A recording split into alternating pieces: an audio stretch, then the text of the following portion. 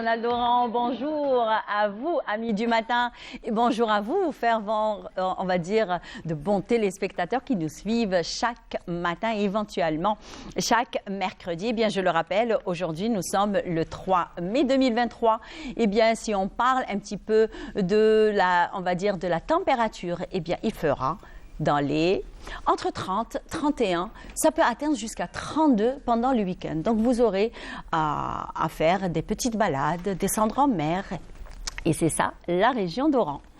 Eh bien, sans plus tarder, nous vous avons concocté, toute l'équipe de Bonjour d'Algérie et moi-même, donc on vous a concocté un petit programme qui certainement répondra, et j'espère, à vos attentes. Eh bien, on va ouvrir le bal avec la rubrique juridique et patrimoine, puisque nous aurons avec nous notre conseillère juridique Jamila Saber, avec d'autres invités, vous allez les découvrir avec nous. Et bien sûr, ça parlera du mois du patrimoine, de la protection du patrimoine et tout ce qui est découvert dans le patrimoine matériel et immatériel dans la région ouest. Et bien sûr, nous parlerons bien sûr de la prise en charge de personnes ayant des problèmes et on va dire des problèmes d'addiction de drogue. Donc, on parlera de ça, de leur prise en charge psychologique avec M. Mohamed Berichi. Et bien sûr, c'est la journée internationale de la libre expression et de la presse. C'est le 3 mai qui correspond à ce grand événement. Eh bien, nous aurons avec nous M. Rawti Chakroun, que vous avez certainement connu à travers ses sujets, à travers ses reportages, à travers ses documentaires. C'est Rawti Chakroun c'est un journaliste qui a fait partie de la station régionale d'Oran et de la télévision algérienne, accompagné de M. Toufiq Menjili. Alors lui, il est journaliste à la radio algérienne et notamment à la radio El Behia.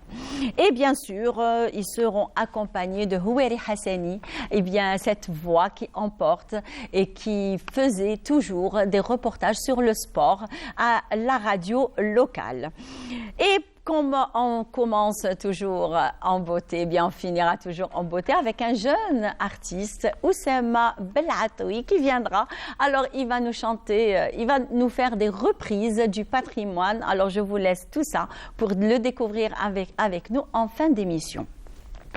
Mais avant de vous offrir cette belle chanson, eh bien, on offre cette belle chanson aussi à un fervent téléspectateur et à qui on souhaite un prompt rétablissement et qu'on remercie aussi parce qu'il nous suit chaque mercredi matin. Alors, on dit prompt rétablissement à M. Abdelhak Zidi. Alors, lui, il est de El Bouakhi et on salue tous les téléspectateurs de El Bouakhi, cette belle ville, bien sûr, pleine de patrimoine, pleine de rites, de traditions, pleine de couleurs, on va dire, surtout culinaires. Donc, on vous fait un petit coucou de la station régionale d'Oran et on vous dit marhaba bik à tout moment et bien sûr un petit bonjour à votre fils qui est le docteur Zidi Mohamed. Alors lui, il est spécialiste en neurologie. Eh bien voilà tout. Je vais vous offrir une très belle chanson. Alors moi, franchement, devant cette chanson, hier je leur ai dit moi c'est celle-là. Donc, l'interprétation par la voix oranaise, alors magnifique, c'est Blaoui El Houeri qui interprète Rani Mhayer. Et on se retrouve juste après. أتقيد في المعصيات تركوا التوقع ما بقى لهم ما يبقى قلوبهم تشقى هنا ودار الممات يا ودي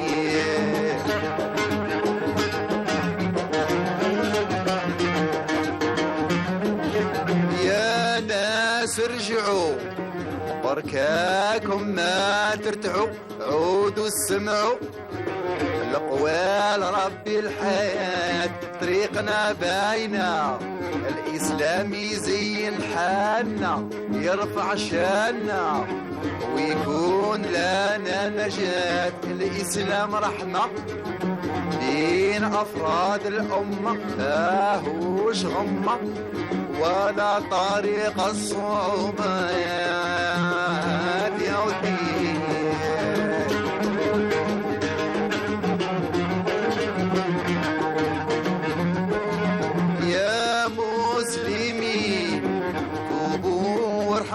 مسكين ما بقاش وين زيدوا في ذا الغلطات الله باقي ومن بعد عنها شاقي ما هوش لاقي ويعيش في النجاسات هو نصرنا في وقت ذيك المحنة زاد رفعنا لأعلى الدرجات رانا أحرار وربي طول العمر بفضل الأبرار اللي راهم في الجنات هذه الدنيا لا تنسى شي يا خويا فكر شوية وراهي الدنيا فانات قوم بواجبك هكا ربي يساعدك يزين وعدك وتنزل عليك النعمات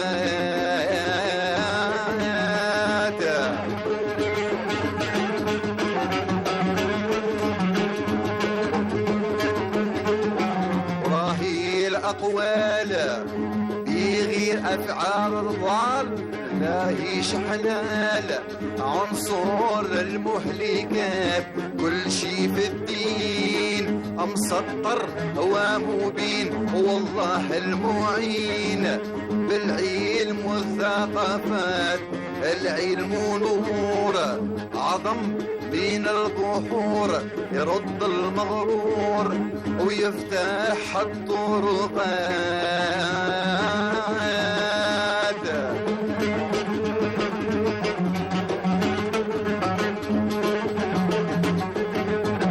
هو القوة لجميع الأمراض الدواء يزيد أخوة للشبان والفتيات شوفوا الشعوب تتقدم في الغيوب بفضل الكتب وتزيد في الحضارات هيا نجاهدوا ضد الجهل نتعاهدوا Une très belle chanson interprétée par une très belle voix et l'un des deux lions de la chanson oranaise. Alors, c'était Belawi El Houari Rabbi Yarhamou. Eh bien, on va continuer, nous, à parler, bien sûr, du mois du patrimoine qui a vu son, on va dire, son début et le 18 avril et bien sûr qui verra sa clôture le 18 mai. Eh bien cette année, je le rappelle que le slogan c'est le patrimoine culturel algérien et ses prolongements africains. Eh bien, pour en savoir un peu plus sur ce patrimoine, sur les lois qui le protègent, eh bien, nous avons avec nous notre conseillère juridique, Jamila Saber. Bonjour. Bonjour. Ça va? Alhamdoulilah. Vous allez bien? Ça va. Eh bien, cette fois-ci, vous n'êtes pas seule. Vous êtes accompagnée de deux grands hommes qui sont là pour préserver le patrimoine culturel algérien en général et notamment oranais. Et bien sûr, nous avons avec nous Abdelhak Abdeslam. C'est toujours un plaisir. Plaisir partagé. Ça va? Très bien. Vous allez bien? Alhamdoulilah. Alhamdulillah. Alors, vous êtes accompagné de monsieur Mohamed Amin Rezizet. Alors, lui, il a plusieurs casquettes. Oui. Ça va? Ça fait hip-hop, je suis... Ouais, وحده منا وحده هكا وحده اللي تقول بونجور. Bonjour. لا تقول السلام عليكم. Salam alaikum, ça va? Très bien, et vous? Alhamdulillah, très bien, et vous? Ça va, ça Alors va. vous êtes secrétaire général du comité du patrimoine matériel et immatériel de l'Organisation nationale du travail touristique et chercheur.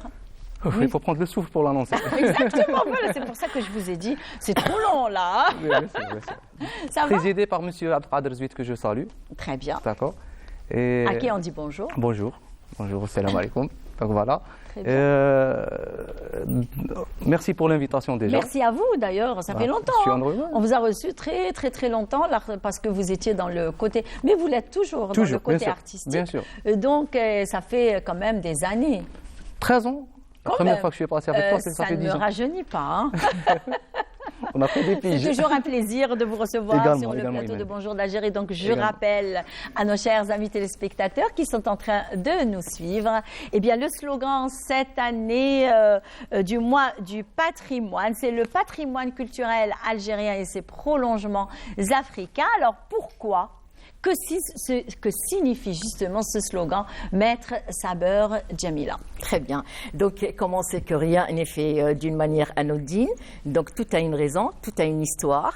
Et donc, pourquoi ce slogan de prolongement africain? Pourquoi? D'habitude, généralement, nous, les Algériens, on est connus par tout ce qui est bassin méditerranéen. Voilà, donc pourquoi ce slogan-là? Alors, je vais vous dire. Attendez, avant de me répondre, oui. Est-ce que essayer de montrer, on va dire, le patrimoine algérien, on va dire, au fin fond de l'Afrique? Possible, parce qu'on a une relation quand même. On est situé à l'Afrique du Nord, quand même. Et on est africain, d'ailleurs. Et on a c'est certain. Mais, c'est-à-dire, on revient là, déjà, on revient aux conventions internationales de l'UNESCO pour la sauvegarde du patrimoine, qui ont été signées. Donc, on revient, il y a d'abord la convention de 1954, la convention de ce qu'on appelle de la Haye, donc qui protège tout ce qui est patrimoine culturel, matériel, immatériel pendant la période de guerre, pendant les conflits armés. Donc, c'est-à-dire, il y a une protection de tout ce patrimoine. Ensuite, il y a eu la Convention internationale, la deuxième, de 1970, qui a été signée par le gouvernement algérien et qui l'a ratifiée en 1972. Et de là, donc, pourquoi c'était le premier pays africain qui a signé et ratifié cette convention? Pour la sauvegarde. Ah oui, l'Algérie était le premier pays africain. Donc, c'est pas anodin. Donc, il y a toute une histoire. J'arrive. Donc, et de là, ils ont, l'Algérie, le gouvernement algérien a créé ce qu'on appelle le CRESPIAF. C'est un centre régional pour la protection du patrimoine immatériel africain. Ah, quand même. Oui, il est méconnu, hein, ce centre. Voilà. Il est là en Algérie? Oui, il est à Alger. Alger. Voilà, il est à Alger. Donc, et ce centre, pour vous dire, c'est-à-dire, on ne l'a pas trop vulgarisé, les gens ne le connaissent pas. Il a formé pas mal d'experts pour l'évaluation et l'expertise des objets de patrimoine et tout ça. Et dernièrement, comme elle a annoncé Madame la ministre de la Culture, il va y avoir une promotion de 44 experts formés en Algérie dans ce centre, le CRESPIAF. Ah, très bien. Oui, tout à fait. Donc, je pense que c'est une très bonne nouvelle pour Mohamed Amin Rezizet. Alors, bien sûr. Exactement, et toute l'équipe, exactement. Et il y a encore une suite. Oui. Donc, il y a eu la création du Grand Musée africain qui va être inauguré le mois de juin 2023 et qui va être abrité provisoirement au niveau de la villa Barkin. Elle est d'origine de construction ottomane, qui vient d'être restaurée provisoirement. Il va être inauguré le Grand Musée africain.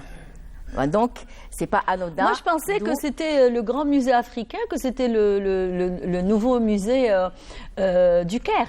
Non? Non, on a un musée qui va être inauguré le mois de juin 2023 par la ministre de la Culture. De toutes les façons, l'Algérie a toujours été classée première dans tout ce qu'elle entreprend. Et elle a aussi, d'ailleurs. tout à fait. Et l'Algérie aussi, après cette convention qui a été signée en 70 et ratifiée en 72, donc elle a signé une autre convention et ratifiée. Elle a signé en 95 et elle l'a ratifiée en 98.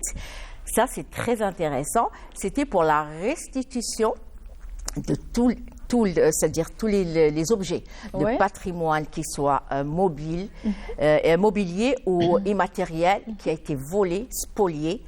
Et, afin de le récupérer. Tout à fait, pour le restituer, c'est-à-dire dans un cadre légal.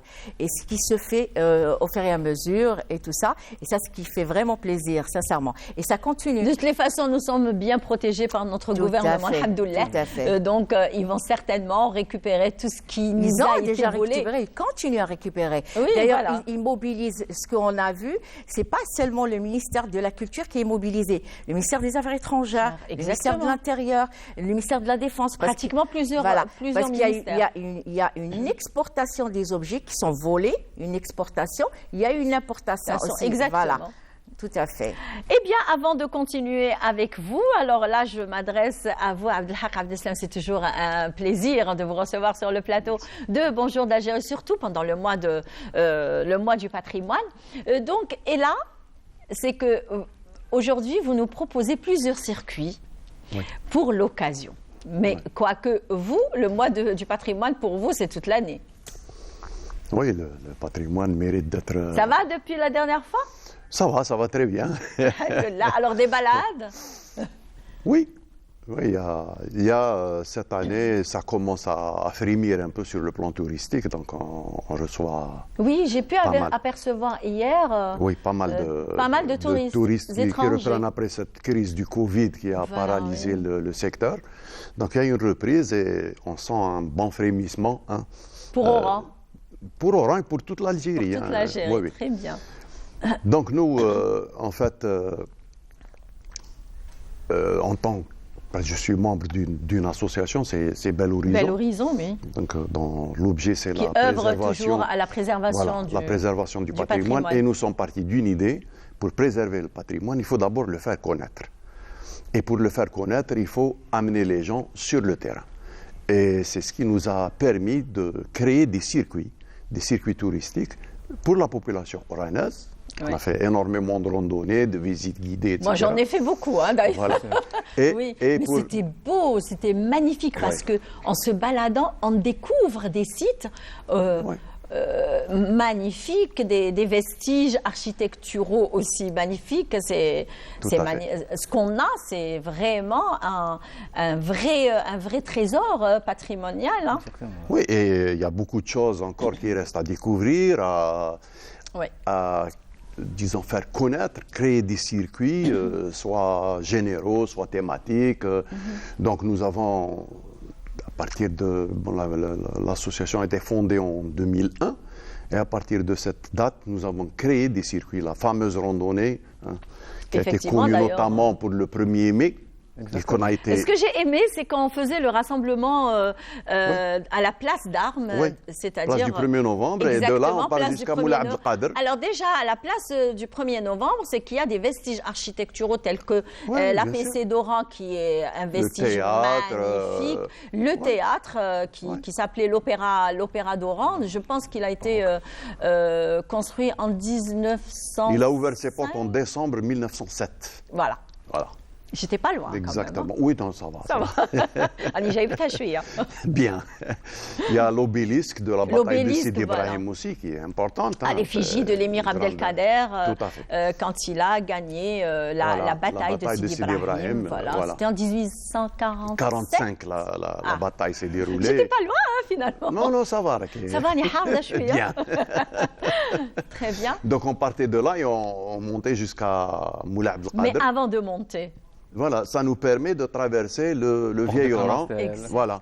Et donc, on passe à côté de monuments. C'était l'occasion de raconter un peu l'histoire de la ville. Et quels sont ces monuments par lesquels on passe vous avez d'abord ce circuit, on va dire. ce que la France appelait le Château Neuf, hein, donc la fortification espagnole du Rose Alcazar avec le palais du Bey, le jardin Ibn Badis, la mosquée du Pacha, la place Kléber, où il y avait Boudali Hasni actuellement. Boudali Hasni, où il y a l'ancienne préfecture et le premier hôtel touristique d'Oran, qui est maintenant siège de l'OPJ. Effectivement. Ensuite, la porte de Canastel, et puis l'église Saint-Louis, l'hôpital Baudens, la porte du Santan, Bab el-Hamra, et jusqu'à Santa Cruz et Moulay Abdelkader. Donc ça, c'était la grande balade. On a été obligé de l'arrêter en 2011 parce qu'on a été dépassé par le succès de cette balade. Vous ne pouviez plus maîtriser... En 2011, on était plus de 20 000 à faire cette balade. Effectivement, oui. Et c'est très difficile de gérer une foule de 20 000 personnes. Mais la faire en petit groupe, c'est beaucoup mieux, je pense. Oui, au début, on était une quarantaine. On a commencé ça, une quarantaine de personnes. Et d'année en année, comme ça, a eu du succès. Donc, on a eu beaucoup de monde. Donc ça, c'est un des circuits. C'est un des circuits. Alors, et le deuxième circuit, qu'est-ce que vous nous proposez? Il y a d'abord le circuit du Vieil Oran. Donc, je viens de citer quelques monuments. Nous avons le circuit lecture architecturale qui se passe en ville. Vous savez que Oran, notamment dans l'art déco, c'est un musée à ciel ouvert. Effectivement, oui. Donc, on a une balade. D'ailleurs, quand on a arrêté la grande randonnée, on a transformé ça en balade urbaine avec injection de spectacles de rue. Donc on faisait une balade à l'intérieur de la ville avec des artistes qui se produisent sur les places, le long du parcours. Donc il y a ce circuit-là. On a le circuit des femmes célèbres, les femmes qui ont marqué l'histoire de la ville, de Aziza al-Almoravid jusqu'au combattantes du FLN. Donc, on a ce circuit. On a le circuit de Mdine Jdida. Ah oui. La mosquée Chérifia, Nadras al-Falah, mosquée Ben Kabou. Ah oui. Le Ah oui. Tahtaha avec le monument aux morts. Oui. Donc ceux qui ont été tués lors de l'attentat de l'OAS en février 1962. Nous avons Sidi Blel avec les impasses, Khochette. D'où sont sortis Blaoui el-Houari. Effectivement, d'ailleurs, il est né là-bas. Voilà. D'ailleurs, Zabana. Oui. Zabana. Zabana, oui. qui est né là-bas. Oui. On a l'autre Khocha où a vécu Loula. Donc, Mdine Jdida aussi, c'est. Donc, justement, alors là, vous me dites Mdine Jdida. Bon, Mdine Jdida, c'est actuellement, on l'appelle Mdine Jdida. Oui. Mais avant, l'ancienne appellation, c'est le village nègre. Oui. Pourquoi on l'appelait le village nègre? En fait, c'est la France qui a donné fixé ces un peu appellations. la masse des Algériens qui avaient fui quand la France est rentrée. Donc, ils ont quitté la ville. Ils étaient un peu dans les plaines pour les fixer, pour pouvoir les contrôler. Donc, la France a décidé de donner aux indigènes, comme ils les appelaient, un terrain qui était en dehors de la ville. C'était extramuros. Donc, et les Algériens ont commencé donc, à lotir cet espace-là. Pour les Français, nous étions des nègres. Hein. Parce qu'on est bruns. Ouais, Quoique. Bon, il y avait quelques populations, disons, noires hein, qui habitaient l'endroit et donc nous n'étions pas des blancs. Hein. Pas tout à fait blancs. Il y a une petite différence entre les deux. Parce que les Européens on représentait l'Afrique du Nord. Effectivement. Donc tout ce qui est Afrique est noir pour eux. Voilà. C'est un peu une forme de mépris de l'indigène. Hein. Oui. Quand je dis indigène, c'est l'enfant du pays. Hein. Voilà, exactement. Ce n'est pas du tout connoté chez moi. C'est un indigène. Voilà. Très bien. Alors, et là, je m'adresse à vous, Monsieur Mohamed Amin Rezizet. Alors là, vous aviez un but de venir chez nous. D'ailleurs, vous m'aviez appelé, vous m'aviez proposé un sujet qui est très important d'ailleurs, parce que tout au début, c'était pas anodin quand je vous ai dit que vous êtes chercheur. Exactement. Parce que vous êtes chercheur dans le patrimoine. D'une certaine façon. Préciser, oui, bien sûr. Parce voilà, que de précision, mes recherches étaient plutôt orientées vers la production artistique. Effectivement. Écriture scénaristique. Déjà, alors laissez-moi finir mon idée, voyons. Mais non, je suis en train de plaisanter. Donc, et là, c'est que vous avez plusieurs casquettes, comme je l'ai annoncé tout au début. Donc, parlez-nous un petit peu comment vous êtes arrivé au patrimoine. Quel a été l'élément déclencheur pour vous? Très bien. Donc, de formation, je suis ingénieur en informatique. Donc, ça n'a rien à voir avec c'est tout ce qui est autre histoire, domaine, anthropologie. Carrément, ça n'a rien à voir, oui. Exactement. Mais, comme a fait le sujet de ma première apparition avec vous, ça fait déjà 13 ans. Effectivement, c'était pour un spectacle avec Jelal Adnani. Oui, effectivement, oui. Exactement, que je le salue déjà. Notre collègue, qu'on salue d'ailleurs au passage. Jelal, coucou.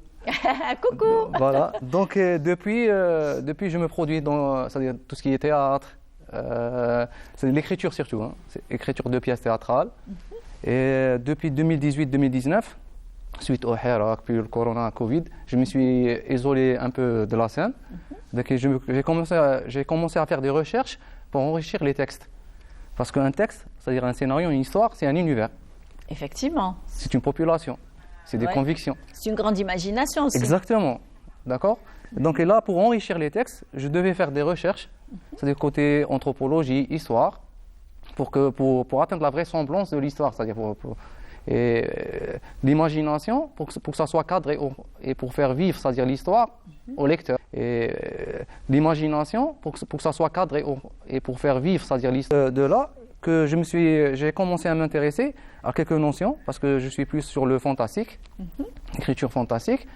La notion de temps, conscience, si vous m'aviez dit dans une autre, alors là, c'est que je me serais dit non, c'est pas normal parce pas que mon profil. Déjà en 2013, vous étiez dans le fantastique. Exactement, exactement. Oui, j'ai pas changé, j'ai carrément pas changé. Vous aviez toujours la même vision, le même. Exactement, c'était la même plus tendance comédie, du fantastique. Et là, c'est purement fantastique, d'accord. Et là, pour le fantastique, il y a toujours, c'est-à-dire il y a du réel. quelque part, il y a du réel qui a été alterné. D'accord. Il y a le vecteur de la subjectivité de l'être humain qui a fait que la réalité a été alternée. D'accord. Et c'est là la principale motivation.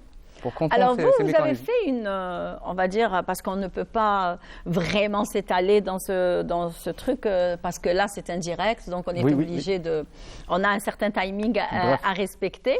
Donc vous êtes arrivé à on va dire, à des sites magnifiques, d'ailleurs, qu'on va un petit peu voir dans un petit moment, dans quelques temps. Donc, parlez-nous un petit peu de ces nouveaux sites. Parfait. Donc la du découverte, côté de Belabès. C'est-à-dire pour l'annoncer, c'est une découverte de pyramides carrément, d'accord. C'est des pyramides qui n'ont pas été répertoriées, comme vous pouvez voir sur le VTR. D'accord. On passe, voilà. Voilà. Les voilà. Exactement. C'est au niveau de la wilaya de Sidi Bel Abbas. D'accord. Et la wilaya de Sidi Bel Abbas grouille de deux pyramides. Hein. C'est pas que ces trois-là. Si on peut faire un arrêt, une pause rapidement. Est-ce qu'on peut faire une pause, s'il vous plaît, Soria, s'il vous plaît? Non, laissez-nous l'image. Sur le VTR. Laissez-nous l'image sur le VTR. Voilà. Laissez-nous juste l'image sur le VTR, s'il vous plaît. Parce que c'est important. Parfait. Très bien. Voilà, merci. Voilà. Voilà. Donc laissez-la. Exactement. Oui. Là, on voit trois pyramides. D'accord? Oui. Ah bah oui. Effectivement. La première, c'est l'effet d'optique, hein, parce que la première, c'est la pyramide moyenne. Celle au milieu, c'est la plus grande pyramide. D'accord. Et la troisième, c'est en rouge, au fond. D'accord? Au fond, oui. C'est à un rayon d'1 kilomètre entre les différentes pyramides. Est-ce que ça ressemble un petit peu aux pyramides de Giza? Exactement. J'ai choisi ce site parce qu'il y a une similitude. Parce que ceux qui se sont déplacés pour justement visiter ce site magnifique, donc il y a une similitude qui ne passe pas inaperçue. Exactement, parce qu'en faisant la recherche, c'est-à-dire voilà. Voilà. Si donc on peut on voir a là. ça. Est-ce que vous pouvez faire un arrêt sur image, s'il vous plaît? Parfait. Voilà. Donc, la similitude entre ces pyramides-là, c'est-à-dire au niveau de la wilaya de Bel Abbas, exactement, on est à Oued Sefion là, d'accord, Oui. et celle du Gizeh, c'est déjà la disposition en triade. Justement, voilà. D'accord, ça c'est en premier, d'accord. Si on fait une analogie entre les positions des pyramides du Gizeh et celles de Oued Sefion, on a un emplacement identique. Ah, les pyramides salines, c'est-à-dire à une échelle double, parce que je pense qu'il y a entre la distance entre la pyramide de Khéops et la deuxième pyramide, la moyenne, exactement, Khéphren, oui. il y a 470 mètres qui séparent. Là, on est à peu près à 1 kilomètre. C'est le double. Donc, c'est une échelle double. D'accord. Mais ce qui est marquant, si on peut revenir à la photo d'avant, c'est-à-dire avec les coordonnées. Ah, d'accord. Alors, je ne sais pas. Voilà. Voilà. Donc, alors, arrêt sur image. les coordonnées. Ah, d'accord. Alors, je ne sais pas. Voilà. Voilà. Donc, alors, arrêt sur image, s'il vous plaît. Voilà. Gardez-la comme les ça. Les coordonnées de la pyramide au milieu, la plus grande pyramide. Oui, celle qui est au milieu, oui. Si on faisons l'analogie, c'est celle de Khéops par rapport au Gizeh. Donc les coordonnées, on a le chiffre magique 299. C'est ça qui a un aspect assez mystique par rapport aux pyramides en Égypte. Oui. Et c'est le point qu'on retrouve Donc il y a une ici. grande ressemblance. Exactement. Alors est-ce que vous pouvez, vous en tant que chercheur, en tant que randonneur, en tant que personne qui fait beaucoup les déplacements que chercheur, en tant que randonneur, en tant que personne qui fait beaucoup les déplacements afin de découvrir, ce sont des déplacements de découverte. Exactement. Est-ce que vous, à votre avis, ce sont ceux qui ont construit ces pyramides de Bel Abbas? Est-ce qu'on peut éventuellement faire cette probabilité? Scientifiquement, je ne pense pas, parce que c'est assez extrême comme information. Mais il faut dire que, c'est-à-dire, il y avait, d'un point de vue anthropologie, c'est-à-dire la doctrine était probablement la même. L'ésotérisme, c'est-à-dire les sciences de l'astrologie, tout ce qui est genre qu'on qualifie de magie et tout, c'était un truc genre très répandu, c'est-à-dire au niveau mondial. D'accord. C'est-à-dire, mais la différence entre ces pyramides-là et les pyramides du Gizeh, c'est au niveau d'apex que les pyramides pointent vers c'est-à-dire les étoiles. La constellation d'Orion, par exemple. L'alignement en triade, c'est un alignement qui est fait, c'est-à-dire par rapport à des étoiles. C'est la même chose ici. Sauf que si on peut revenir sur l'image... Est-ce qu'on peut revenir sur l'image, s'il vous plaît, l'équipe? Les pyramides, c'est ça qui est intéressant. Les pyramides, c'est genre d'orientation. Elle est formée comme une flèche, d'accord? Si on peut revenir sur l'image rapidement. Ah, d'accord, très bien. Ils ne peuvent pas revenir, je crois. S'il vous plaît, juste une petite exception, parce qu'il n'a pas encore fini son... Commentaire rapidement. On est en c'est pas train grave, de... c'est pas grave, c'est pas grave. C'est pas grave, d'accord. Les aléas du ok. direct, c'est pas grave. Donc on a les pyramides qui pointent. La pyramide au milieu, la plus grande, elle pointe vers le nord. Celle moyenne, c'est-à-dire sur la première, c'est-à-dire en apparition sur le VTR, elle pointe vers l'est. Et ce pointage, il n'est pas genre anodin. D'accord? Ça pointe vers d'autres pyramides au nord, vers Ounet, sur la wilaya de Bel Abbas, où il y a trois autres pyramides qui sont alignées, c'est-à-dire en perpendiculaire avec Portus Magnus. Ça, c'est vraiment technique. C'est là. vraiment technique. Ça, On est à 82 km vol l'oiseau. C'est vraiment Eh bien, une précision j'espère que frappante. notre ministère de la Culture prendra en considération cette découverte. Exactement. Donc, certainement, il faut faire un dossier, moi, je pense. bien sûr, et bien il sûr. faut le déposer au niveau du ministère pour pouvoir éventuellement avancer dans les Dans la recherches de ces pyramides et Exactement. peut-être un classement. Bien On sûr, ne peut bien pas sûr. savoir. C'est Donc, l'objectif, c'est de répertorier ces sites-là, parce qu'il y a ce site au niveau de Oued Sefioun, à Hounet, à Saïda, Sarno au niveau de Bel Abbas. C'est toujours en disposition en triade. Oui, c'est en rayon de quelques kilomètres. Et ce n'est pas les seuls, hein, parce que c'est au niveau national. Et les pyramides là, c'est-à-dire la dimension des pyramides. Une belle découverte pour Voilà. le mois du patrimoine, Mohamed Amin Bien sûr. Rézizet. Bien sûr, Donc, bien sûr. je rappelle que vous êtes secrétaire général du comité du patrimoine matériel et immatériel et bien sûr de l'organisation nationale du travail touristique. Et là, je m'adresse à vous une toute dernière question. On va dire... quelle loi, justement, pour la sauvegarde du patrimoine culturel? Tout à fait. Donc, il existe la loi de 98, que moi, je trouve qu'elle est un peu archaïque. Donc, il faut une révision de la loi, carrément, parce que les peines ne sont pas assez sévères, vu l'ampleur des crimes, c'est-à-dire commis sur des objets, sur l'histoire de toute une humanité et tout ça. Donc, revenons, par exemple, cher monsieur, il a dit, on a fait des découvertes. Donc, chaque fouille ou recherche archéologique est soumise à une autorisation du ministère de la Culture. Voilà. À défaut, les personnes sont punies par la loi de 2 ans de 1 an à 3 ans de prison ferme. J'espère que vous avez pas... Non, il est à la tête d'un comité. On a les autorisations du Wali, de la wilaya d'Oran. Très bien, donc il a toutes les autorisations, donc ça va. Même la brigade. Oui. Parce que, et donc ça, c'est-à-dire quand il y a... Parce qu'on voit certaines fouilles clandestines avec les détecteurs de métaux. Oui. Donc ils abîment, ils font des recherches. Donc dans le cas où ces personnes, c'est-à-dire quand il y a une fouille archéologique, il y a des découvertes d'objets, d'histoire ou autres, donc si qu'elle soit la fouille autorisée ou non autorisée. Si ces objets ne sont pas déclarés, donc la peine, elle est de 2 ans à 5 ans. Ah, quand même. Voilà. Avec une amende? Oui, c'est sûr. Qui s'élève à combien? À 200 000, 500 000, c'est pas suffisant. Ah, c'est pas Moi, suffisant, j'aimerais bien ça. qu'on révise la loi. 2000 dinars? Non, 200 000 dinars. Ah, d'accord. C'est pas beaucoup. C'est pas ce que je vous ai dit. La loi de 98. Hein. Oui, ouais, donc elle il doit faut être une révisée, révision, c'est ça. effectivement, Depuis oui. 98, rien n'a été révisé. Donc ensuite, il y a, c'est-à-dire tout ce qui est recel, c'est-à-dire des objets, parce qu'il y a des objets qui sont volés des musées. Parce que nous, on a vécu un génocide carrément culturel oui, et tout sûr. ça. Après par la France coloniale. Civilisations. Voilà. Non, d'abord par la France coloniale qui a tout volé, même les missionnaires français qui ont volé. D'ailleurs, moi j'ai lu, il y avait une relique qui s'est retrouvée au Vatican, au musée du Vatican. Et tous les musées français carrément et les bibliothèques regorgent de nos objets. Voilà. Donc tout ce qui est déjà, l'Algérie, elle a commencé, le gouvernement algérien a commencé la restitution. Par exemple, il y a eu même l'intervention de la société algérienne pétrolière Sonatrach, qui a restitué 173 tableaux qui ont été peints par une Américaine, Georgia Abou Saada. et qui ont été restitués par son fils, son unique héritier, donc Jelloul Marbrouk. Donc, son trait, c'est pas anodin. Oui. Donc, ils sont au niveau du musée des arts populaires, au niveau d'Alger, et des beaux-arts plutôt, d'Alger.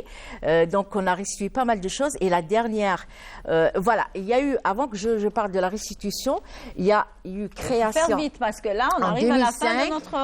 Il y a eu 7 cellules dépendant de la gendarmerie nationale et de la sûreté nationale pour la sauvegarde du patrimoine matériel et immatériel. Et il y a aussi la loi de finances de 2010 qui a permis à toute personne qui veut faire don de ce qu'elle a comme objet, c'est-à-dire qui font partie du patrimoine, c'est-à-dire de déduire cela des impôts avec un plafonnement de 30 millions de dinars.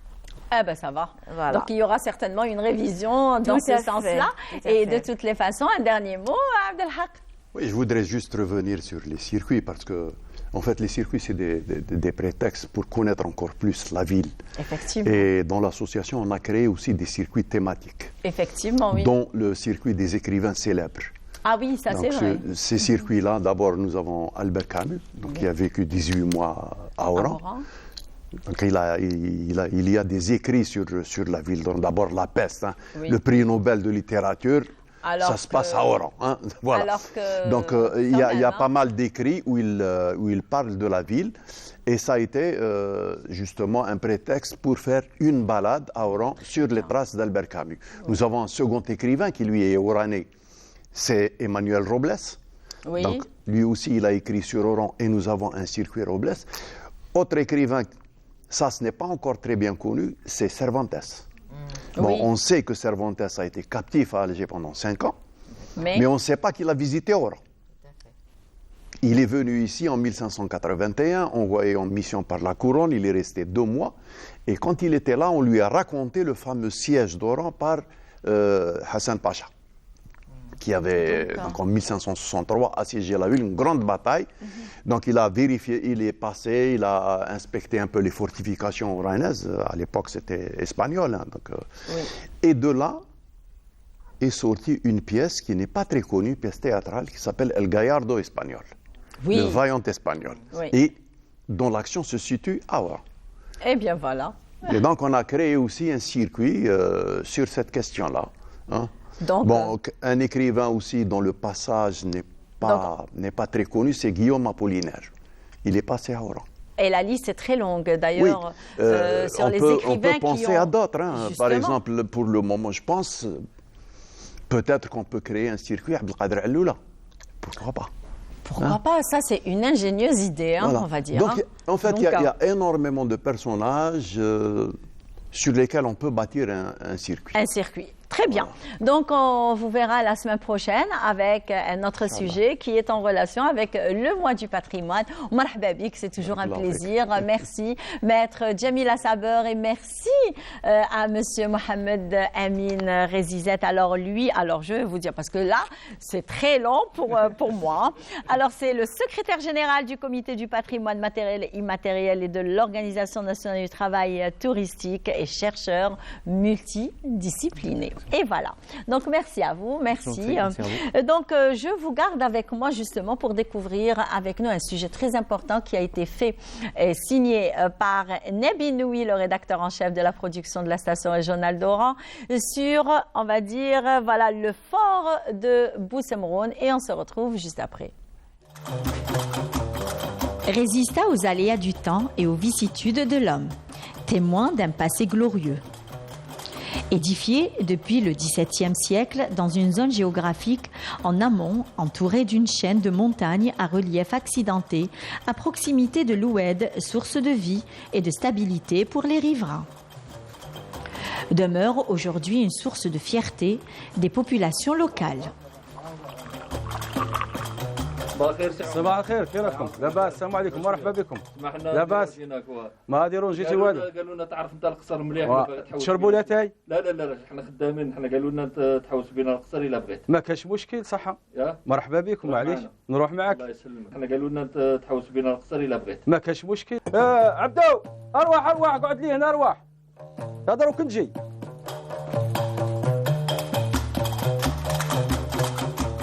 Qsar Bousemroun, plus connu sous le nom de Qsar al-Asad. Qsar Bousemroun, se situe à l'extrême sud d'Al-Bayad en direction des wilayas de Naama, Béchar, Adrar, isolé entre une chaîne de montagnes d'où proviennent les pierres qui ont servi à construire le palais. Chaîne de montagnes d'où proviennent les pierres qui ont servi à construire le palais. هذا هنا رانا يهود لداره يهود الجنانه من الدروج يهود الجنانه وهنا يفلح راه هنا الرمان والتفاح والخوخ وكل شيء كاين والتمر كان هنا هذا الجنان مسامي الزاويه مع الزاويه جيست كيف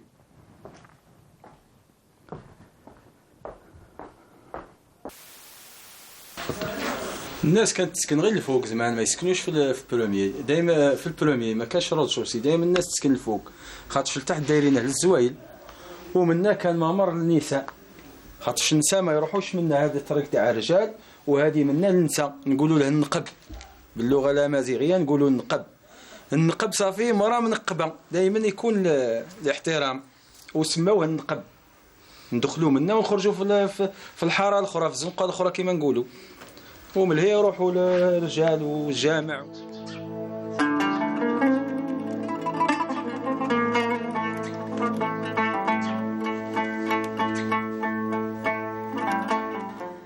Le choix d'édification du Qsar n'était pas fortuit, mais répondait à des considérations stratégiques et de sécurité pour les caravanes commerciales et surtout le passage des pèlerins dont il fallait assurer la protection.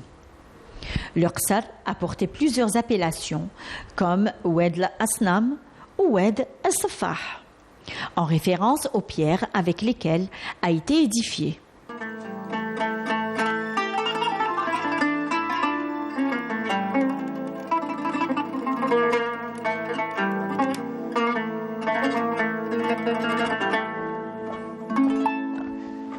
هنا كيما راكم كان هنا دونتيست تقليدي يقلع بالمنقله نتاع الدروس والهيه كاين حداد كان يخدم الحديد ويخدم حتى السلاح فورجورو كيما نقولوا يخدم الحديد يخدم الطبقه تاع العواد هذو كل شيء يخدمه تما كيما قلت لكم هذا وين كان يخدم حتى السلاح زمان في وقت الثوره السلاح ويخدمه والمجاهدين كانوا يتسربوا منا في هذه البلاصه يفوتوا منا وكاين واحد البلاصه تهود فيها الواد من بعد تشوفوها.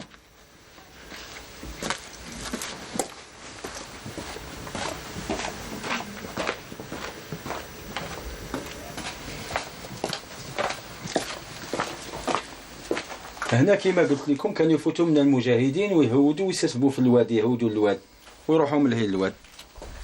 Il y a des légendes qui parlent de conflits entre habitants de Qsar à cause de délimitation des territoires et du partage de l'eau d'irrigation. Le saint patron, Sidi Bousemroun, est intervenu à maintes reprises pour régler ces conflits. À sa mort, fut enterré dans ce lieu qui porta son nom. L'architecture du Qsar est en harmonie avec l'esprit du bâtiment saharien.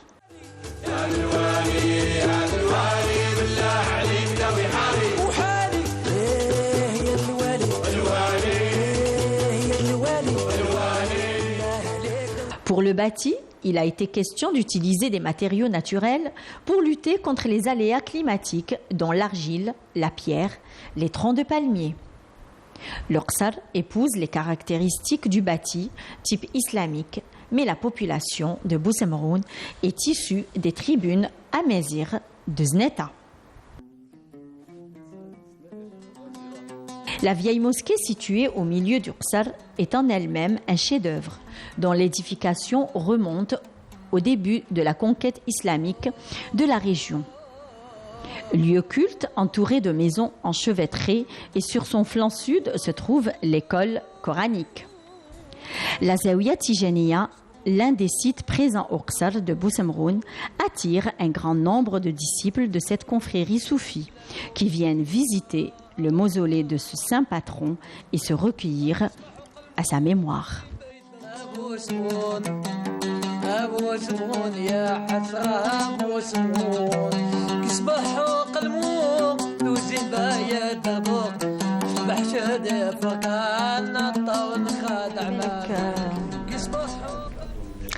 Une très belle balade à Boussameroun. Alors, sujet signé Nabi Noui. Alors, on le remercie de nous avoir ramené ces très belles images. Et ça tombe bien puisque nous sommes au mois du patrimoine qui a commencé le 18 avril et qui verra sa clôture le 18 mai. Eh bien, comme je l'ai annoncé tout au début, Mohamed Berrichi est avec nous pour parler comment se fait la prise en charge de personnes qui ont des problèmes d'addicts. Eh bien, bonjour. Bonjour. C'est toujours un plaisir. Merci.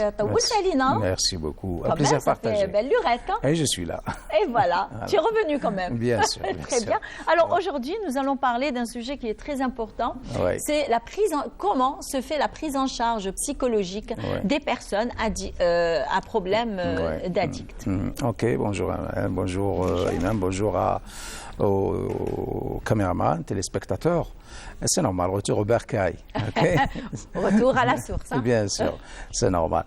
Ok, donc la drogue, c'est un fléau international. C'est un fléau, évidemment. C'est un fléau international. Et malheureusement, notre pays est atteint, nos jeunes sont atteints vraiment de ce fléau-là.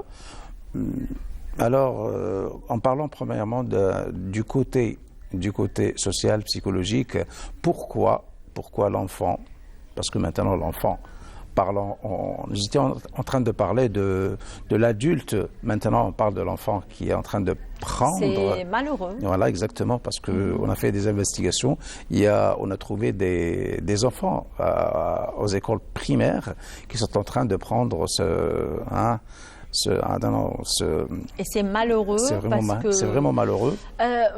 Alors, mais comment se fait-il que des enfants, on va dire, de 7, 8, 9, 10 ans, d'ailleurs, qui se font droguer sans que les parents ne se rendent compte. Ah, tu peux pas, des fois.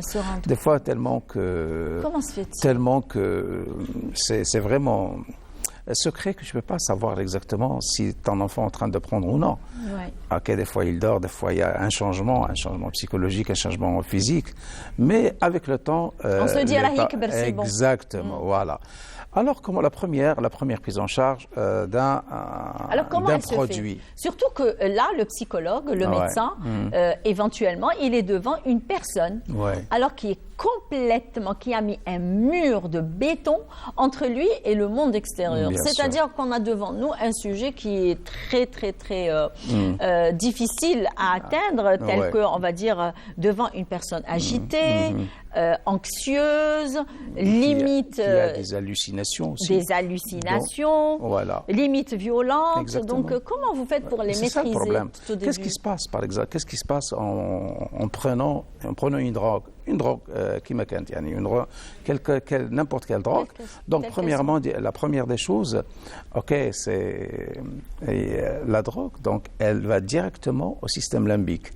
Donc, le système limbique, là, il va ordonner le système limbique, parce que le système des émotions, il va ordonner l'hypothalamus, parce qu'on a le thalamus et l'hypothalamus, qui est l'hypophyse, il va ordonner de donner plus de dopamine aux neurotransmetteurs.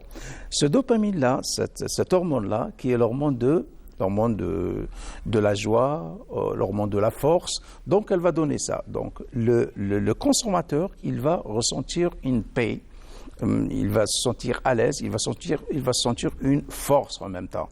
Donc là, parce que le taux de dopamine est élevé, en prenant la première cigarette ou le premier comprimé.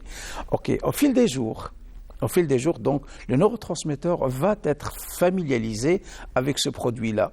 Donc là, il va demander plus. On demande plus pour arriver à cette paix, ou bien cette joie, ou bien cette force-là.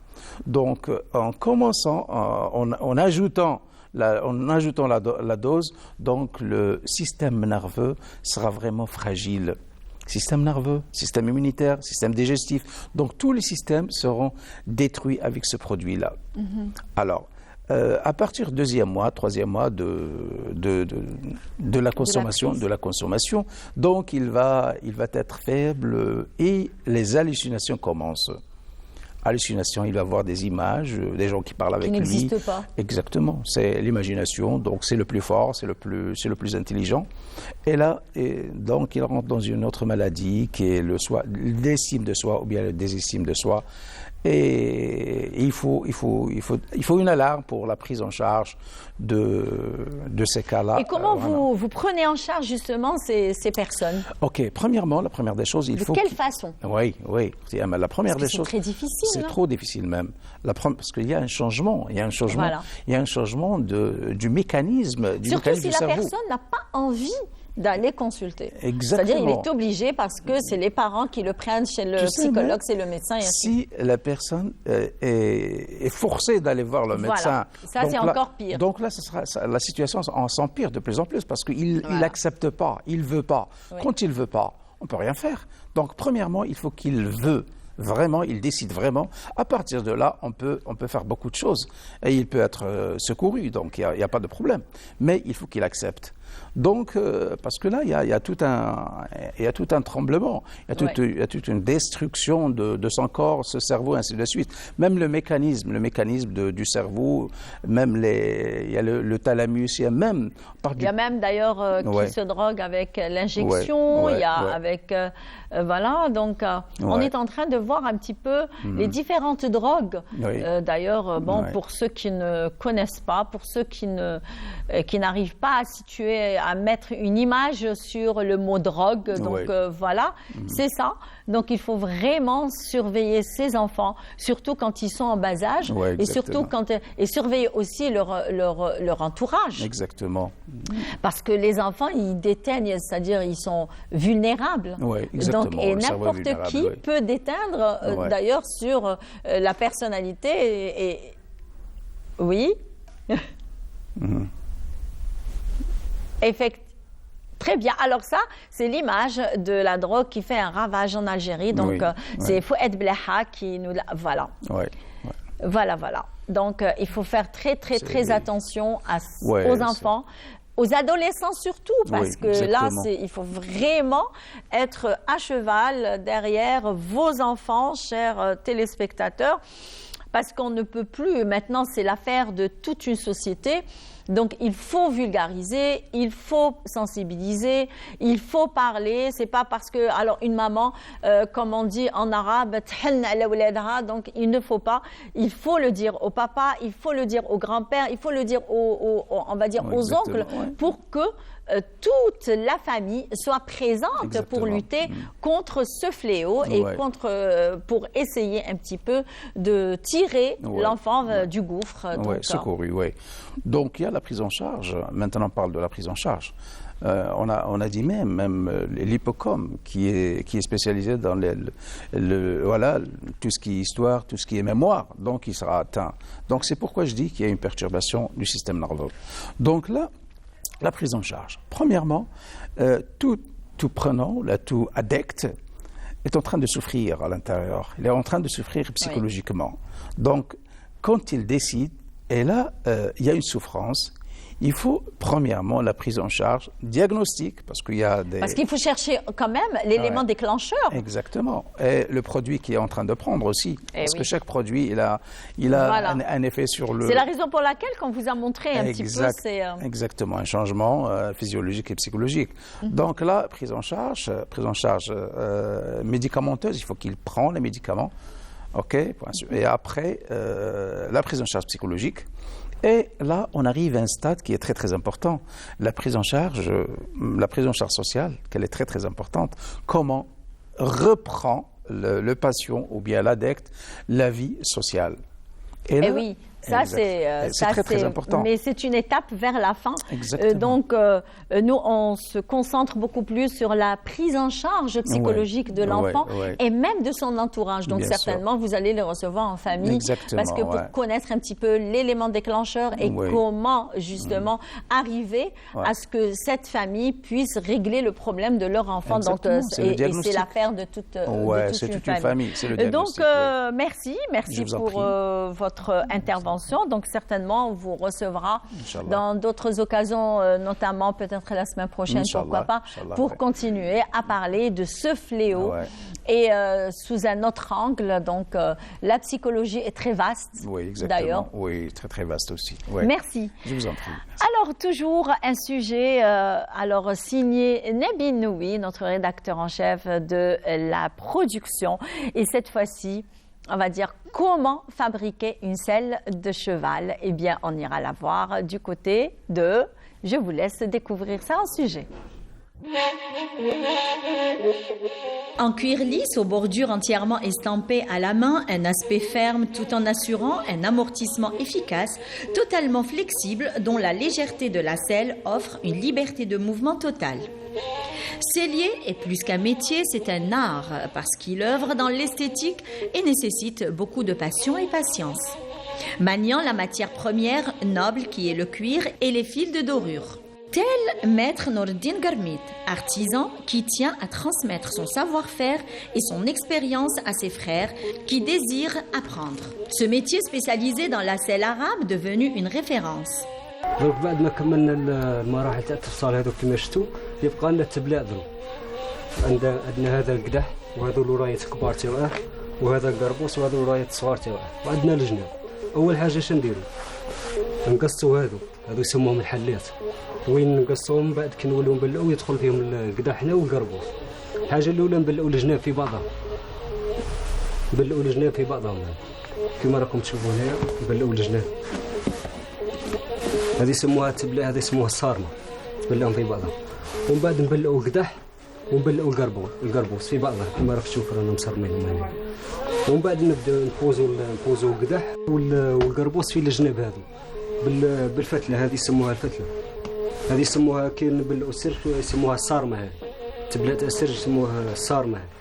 وكي نكملوا التبلاع راك نشوفوا التبلاع تاعها كيف يخرج فيها. عندنا القربوس، هذا هو القربوس، ها يجي يركب هنا وهذو الورايات الصغار تاعو يركبوا هنا.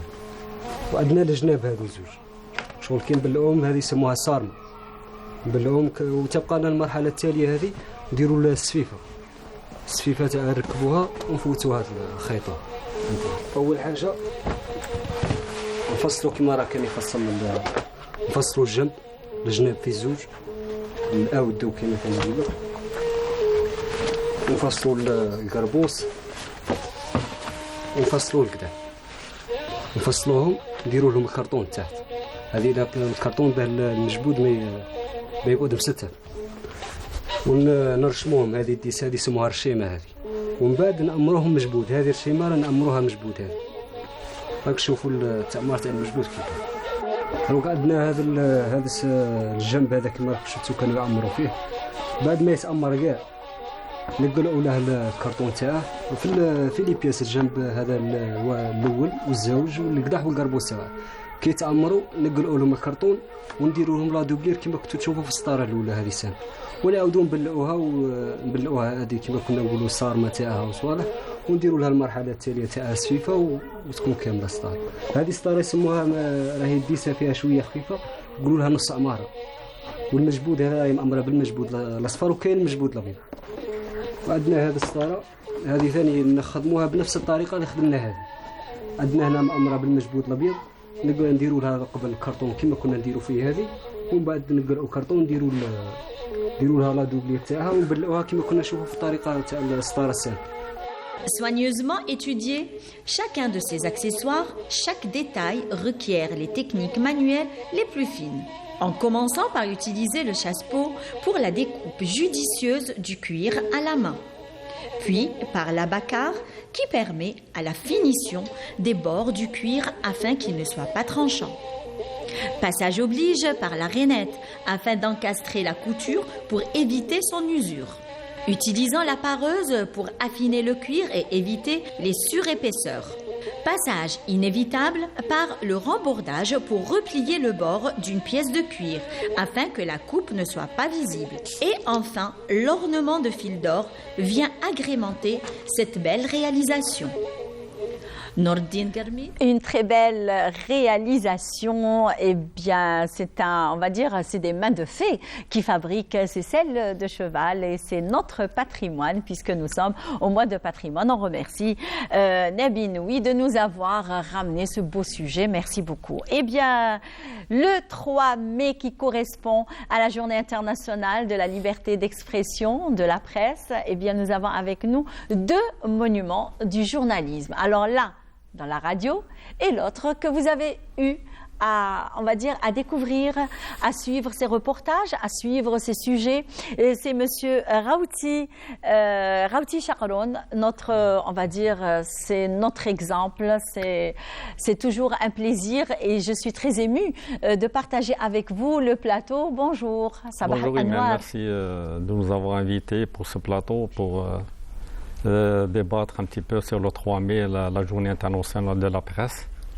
Et aussi, je tiens à saluer les soldats de l'ombre qui sont derrière les caméras, les micros, la régie, le staff technique. Et qui font un travail colossal. Effectivement. Et même aussi les techniciens responsables de l'archivement du signal. Je les salue tous et toutes. Très bien. Voilà. Alors, vous êtes accompagné de M. Toufir Menjeli. Alors, lui, c'est la voix de la radio qui est là, qui a accepté notre invitation. Vous êtes trop bonne pour moi, Imen.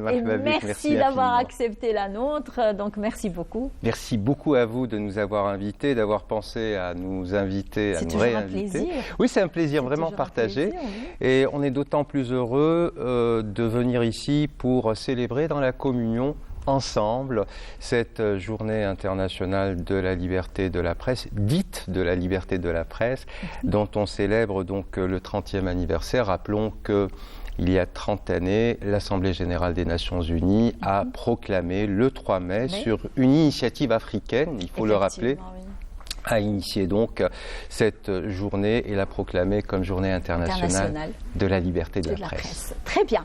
Alors parlez-nous un petit peu de ce 3 mai. Alors, vous, en tant que journaliste, vous avez donné de votre vie, de vos années.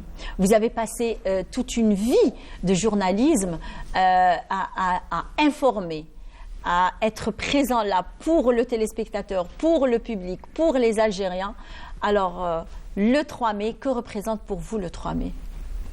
Alors, il faut dire que nous avons une chance extraordinaire de vivre cette ère, cette époque de défi dans laquelle nous sommes plongés ou à laquelle nous avons été acculés, bon gré, mal gré, parce que, je veux dire, nous sommes, passez-moi l'expression triviale, mais nous sommes contraints de sortir de la radio ou de la télévision de papa. Je m'explique, c'est-à-dire qu'aujourd'hui, avec l'avènement du numérique, avec l'avènement justement de cette guerre dite de 4e génération, dont on est parfois otage et vis-à-vis de laquelle il faut savoir se positionner, nous sommes paradoxalement dans une position privilégiée, dans une situation privilégiée où nous avons tout à mettre en œuvre justement pour renouveler notre manière d'être présent sur la scène médiatique.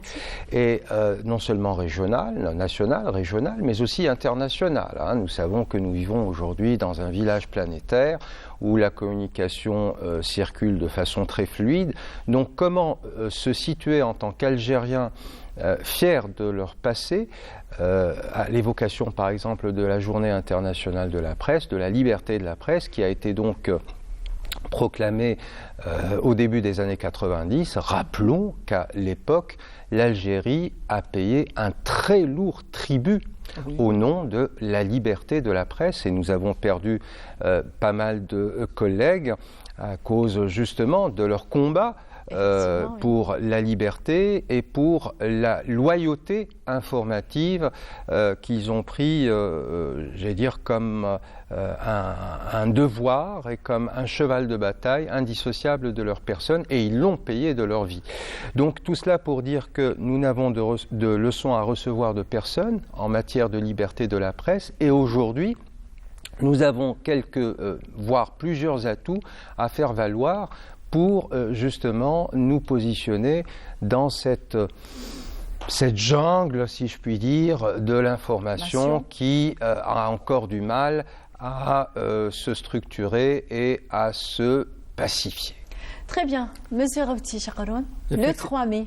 Le 3 mai, la journée Donc, internationale. vous étiez d'ailleurs à la station régionale d'Oran où vous faisiez des sujets sur le 3 mai, justement. Donc, vous êtes très bien placé pour connaître un petit peu le sens du 3 mai. Effectivement, c'est une journée qui affirme la liberté de l'expression et de l'opinion. Selon la proclamation de la Charte internationale des droits de l'homme de 1948, d'ailleurs l'article 19 qui stipule que tout individu a le droit à l'expression, etc. Donc c'est une journée de remémorer, sinon c'est une journée de commémoration pour voir les qualités, avec un flashback, les qualités des hommes et des femmes dans les médias, de la presse algérienne, pour voir leurs qualités, etc., leur plume judicieuse, leur voix éclairante, etc., qui nous renvoient vers un professionnalisme, vers un sacrifice, voire même avec une lutte. Cette lutte qui a commencé d'ailleurs depuis 1956 par des moujahidines journalistes, en l'occurrence Issam Saoudi d'Oran et de Abdelmajid Meziane de Ouatchouli La Voix de l'Algérie, La Voix de l'Algérie, etc., en 1956, alors qui ont participé à la guerre de libération nationale avec leur plume et leur voix. Oui. Les voix de tonnerre, si je l'ose dire, à l'époque de Issam Saoudi. Donc, c'est une continuation des futurs journalistes actuellement dans les médias, que ce soit presse écrite, presse électronique ou sinon audiovisuelle, qui sont tenus de poursuivre le combat qu'a commencé leurs ancêtres journalistes. Alors, du moment que vous parlez de combat, justement, alors qu'attendez-vous de la jeune génération? La jeune génération, c'est-à-dire, elle est tenue de suivre, de respecter les... Surtout avec l'ère de la nouvelle technologie. Effectivement, comme l'a dit mon confrère, nous sommes dans la quatrième guerre, c'est-à-dire la quatrième et la cinquième génération, concernant l'information, ou d'ailleurs, c'est une information qui اللي كنقولوا عندها يعني روح استباقيه تسبق يعني في معركه نقولوا بالمعلومه الاستباقيه الور هذا امام يعني هذا الجيل الرابع والجيل الخامس يعني الحروب الاستباقيه اللي هي حروب يعني اعلاميه يعني نفسيه سي d'ailleurs عندها كاركتير يعني psychologique et caractère يعني informatif donc il faudrait qu'elle soit très rapide, plus rapide que les réseaux sociaux parce que actuellement il faut que nous allions en parallèle avec cette tournante technologique dans le domaine de l'audiovisuel, sinon dans la télécommunication, etc. Très bien, parce que là, nous sommes dans une nouvelle ère, l'ère de la technologie, l'ère de l'information qui circule très rapidement. Alors des fois, les médias, on va dire les médias lourds tels que la radio et la télévision algérienne, bon, je parle en général, parce que c'est la journée internationale, donc ça concerne tous les pays du monde. Donc il n'y a pas uniquement l'Algérie qui est qui est concernée. Donc l'information est tellement rapide sur les réseaux sociaux que comment gérer cette information qui est très rapide? Comment être, on va dire, comme vous avez dit, être en parallèle avec les réseaux sociaux? Mais comment peut-on être, on va dire, en parallèle avec les réseaux sociaux? Alors si vous permettez, oui, allez-y. Moi j'ai beaucoup d'honneur de participer, d'être sur le même plateau que M. Rawti Chakroun, qui a une longue expérience dans le monde de la communication et de l'information, tout à fait incontestablement. Qui est sculpté dans la liste des grands noms de c'est pas pour le vieillir, mais je m'en rappelle quand j'étais petit, quoi. Enfin, mais tout cela pour dire et répondre à votre question, et pour reprendre le vocable qu'a utilisé Sir Rawti Chakroun, il faut anticiper. Et l'anticipation requiert donc la nécessité d'affûter nos armes. Nous sommes encore une fois en guerre. Et alors pour parler par exemple de la radio, même si nous avons accusé un retard, dans le monde et dans le domaine de l'investissement de l'univers numérique, il n'en reste pas moins que nous essayons donc de rattraper avec un certain forcing ce retard. Il m'est personnellement heureux de constater que nous avons par exemple plus de 11 millions d'abonnés sur les différents réseaux sociaux donc, de la radio algérienne, ce qui est un chiffre donc non négligeable. Ajoutez à cela l'introduction du streaming donc au niveau de la radio et qui va avoir tendance à se généraliser donc sur toutes les chaînes, y compris régionales. Donc le streaming accourt déjà au niveau des chaînes nationales, la chaîne 1, 2, 3. Et, mais même donc, à la télévision. Hein. Oui, tout à fait. Et ceci donc contribue de façon certaine justement à occuper la place qui nous sied, la place qu'il faut pour justement pour nous positionner dans cette nouvelle ère dédiée au numérique. Aujourd'hui, la radio stricto sensu ou la télévision stricto sensu n'ont aucune, j'allais dire, prétention à la compétitivité. Seule la conjugaison ou le mariage d'amour ou forcé avec le numérique peut justement nous aider à avoir une place au soleil. Et c'est ce que nous essayons de faire tant au niveau de la radio qu'à la télévision. Très bien. Alors, juste une toute dernière question. Alors, on a parlé un petit peu de l'ère numérique qu'on est en train de vivre actuellement et qu'est en train de vivre la télévision et la radio, notamment même la presse écrite. D'ailleurs, ils y sont. Donc, comment voyez-vous l'avenir de la presse? Une toute dernière question. Comment voyez-vous l'avenir?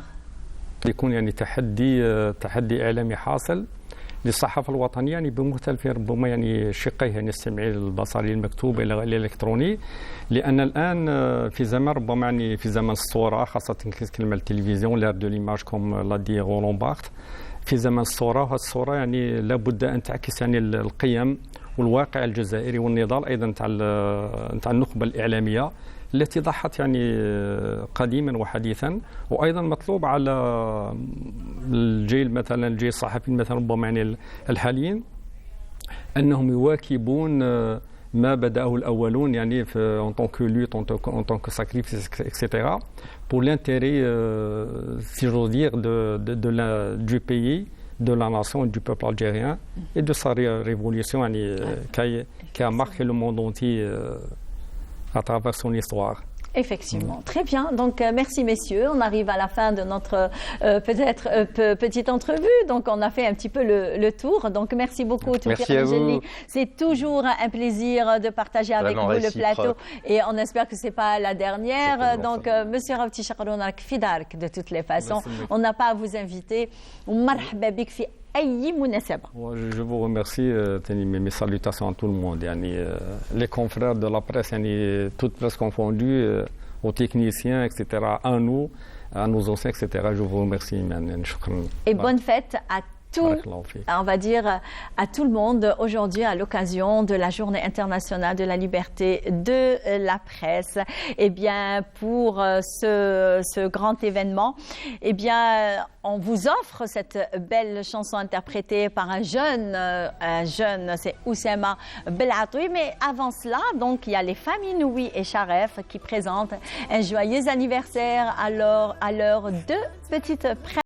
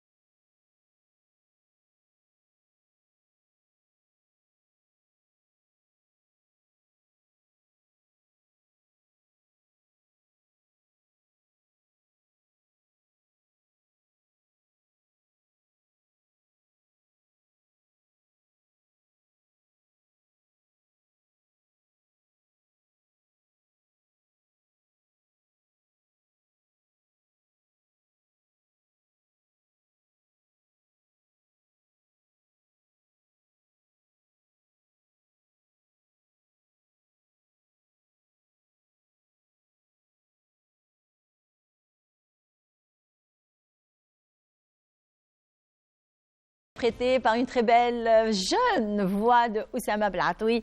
Donc, merci d'avoir accepté notre invitation puisqu'il est là avec nous. Bonjour. Bonjour. Ça va? Merci pour l'invitation. Bien réveillé? Ça va, ça va. Vous avez pris votre café? Oui. Oui. Oui. Et très bien, ça veut dire que vous êtes en forme. Hein? Oui. Très bien. Alors, une très très belle chanson, un très beau clip d'ailleurs. Hnentek. Parlez-nous un petit peu de cette belle chanson d'ailleurs qui a, on va dire, qui est très écoutée. Hein. Même maintenant, elle est très écoutée. C'est une chanson اللي درناها كنا في الاستوديو. Monsieur Houeri Selmani, le producteur, il m'a proposé قال لي كاين une chanson voilà تجي على حساب le thème de voix تاعك. Et puis voilà كتبها الفنان هويري بابا. Qu'on salue d'ailleurs, oui. Oui, bonjour هويري.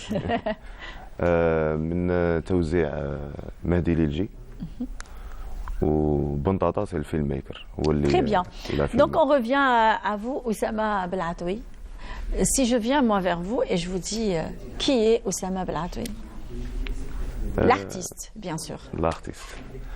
Oussama Blatoui, l'artiste.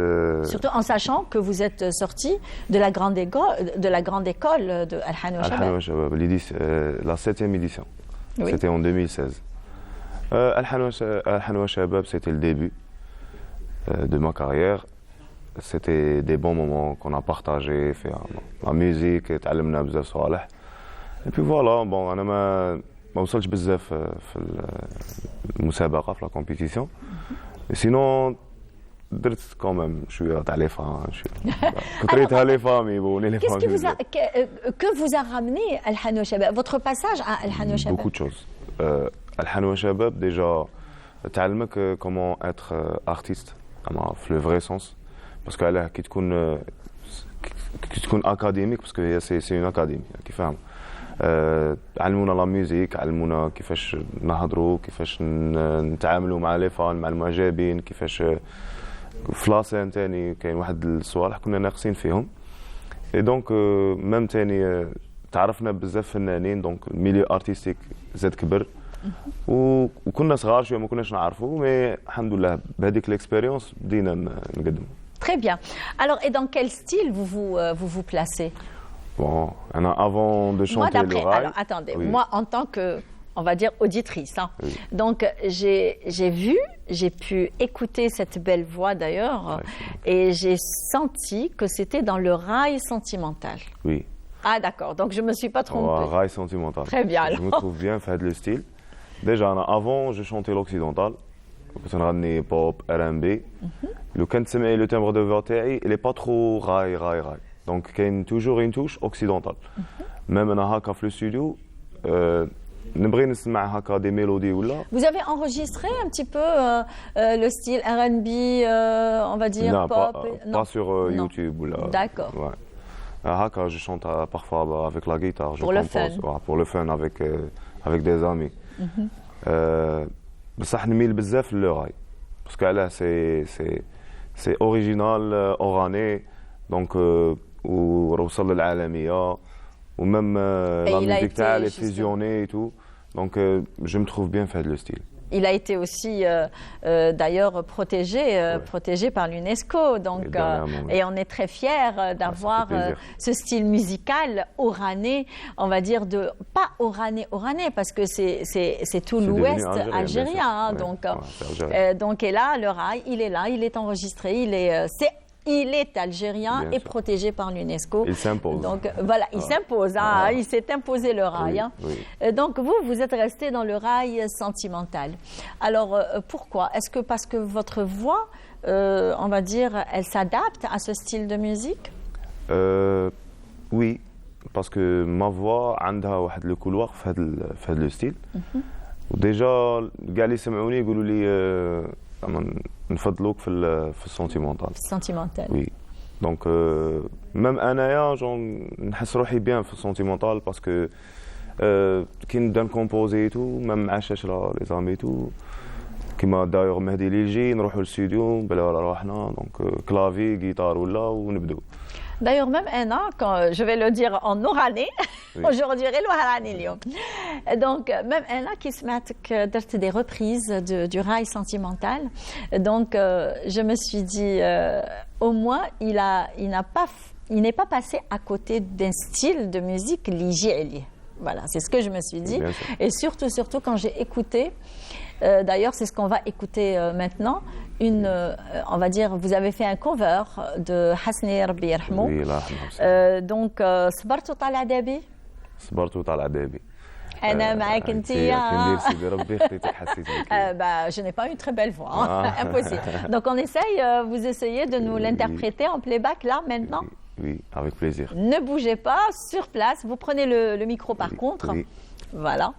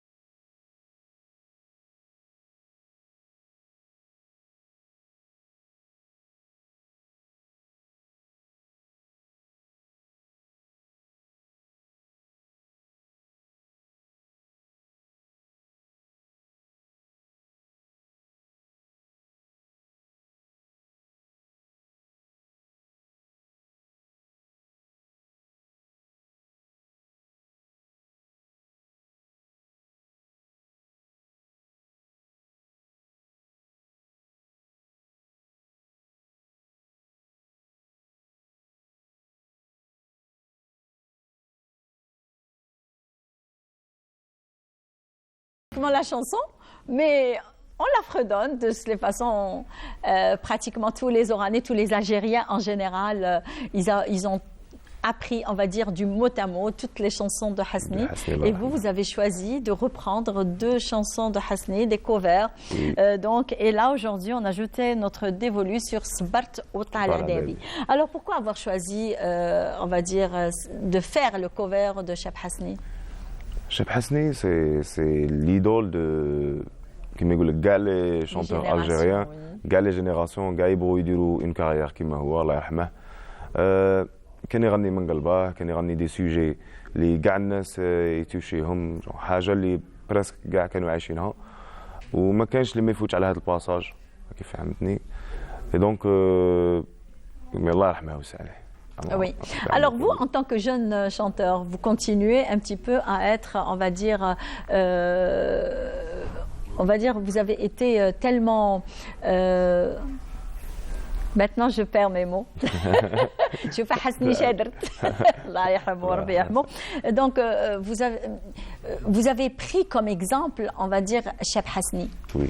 Vous avez été bercé par les chansons de Cheb Hasni. Même si vous êtes très jeune, vous n'avez pas connu cette ère de Hasni. Donc, quand vous êtes né, donc certainement, vous l'avez trouvé mort, Rabbi Yarhamou. Donc, et là, vous avez repris ces chansons, c'est-à-dire ces textes, ils continuent, on va dire, à braver les générations. Donc, vous, en tant que jeune, est-ce que vous allez continuer à reprendre, on va dire, faire des reprises de Hasni, ou alors vous avez, comme vous avez fait des chansons propres à Omar Belatoui, parce qu'il faut aussi dire que Omar je ne sais pas pourquoi. Omar Belatoui, c'est mon cousin. Voilà. Donc, qu'on salue d'ailleurs notre Bonjour, grand Omar. sportif, notre grand footballeur. Donc, de Oussama Belatoui. Oussama Belatoui, l'artiste, va continuer à produire, va continuer à chanter ses propres chansons. Très bien, parce mais que... Hasni, c'est une légende. On va suivre son parcours. Même la direction artistique اللي كانت مع حسني بالك دروك ما راهيش كاينه mais on va essayer de renouveler ولا نعاودوا نديروا حاجه كيفها. Pourquoi pas بالك on va percer. L'essentiel c'est que تدخل في قلوب الناس والناس تبغيك c'est ça l'essentiel. Et que d'ailleurs Omar Belatoui a fait je ne sais pas ce que j'ai avec Omar Belatoui aujourd'hui. Donc Oussama Belatoui, l'artiste, le jeune artiste avec une voix mélodieuse magnifique, il écrit aussi. Oui. Et ça lui arrive aussi de composer. Oui. لحد الآن أنا كاتب 3 chansons. أنا كاتب توحشتك وصاي، كاتب وحدة في المليون و L'amour de ma vie. L'amour de ma vie, c'est la dernière. Elle a été clippée, je crois. Oui, L'amour de c'est la dernière chanson que راهي كاينة في كاع les plateformes. درتها مع Ice Production. Ou pour le moment, je travaille sur une autre chanson avec Studio 31. راهي عاد in the oven. D'ailleurs, j'allais vous poser la question, quels sont vos projets? Oui, mes prochains projets, ça sera 2 chansons clippées, une chanson ma sentimentale, ma rythmique. Donc, moitié-moitié, 50-50. Ou la deuxième, elle est un peu rythmique, vu qu'on est des jeunes, voilà, tu nous toujours le sentimental et tout, tu vois. Donc, on va passer vers la rythmique, pourquoi pas. Parce que... Alors, des concerts en vue, des participations culturelles? Inch'Allah, يعيطونا. Inch'Allah. كيما انت انفيتيتيني ان شاء الله يكونوا كيفك. C'est avec plaisir. ان شاء الله يكونوا كيفك. مرحبا, franchement مرحبا. Et مرحبا aussi à tous nos artistes, nos jeunes artistes, que ce soit d'Oran, de Belabès, on va dire des wilayas limitrophes. مرحبا بكم. La porte de la station régionale d'Oran est grande ouverte pour nos jeunes artistes. Donc un dernier mot à vos fans, aux téléspectateurs qui sont en train de nous regarder. نقول لهم قارعوا جديد تاعنا pour bientôt. Bon, la date ما زالناش dans 15 jours هكا début mois. d'été. Oui. ونوجه لهم تحيه كاع وان شاء الله ربي يعطيهم ما يتمنوا. Restez branchés. Oussama Belatoui راح يجيكم جديد ان شاء الله. Oussama Belatoui. C'est Oussama Belatoui. Merci d'avoir accepté notre invitation. Vous êtes toujours le bienvenu. Et pour la sortie de vos nouvelles chansons, de vos nouveaux clips aussi. Donc, marhaba bik.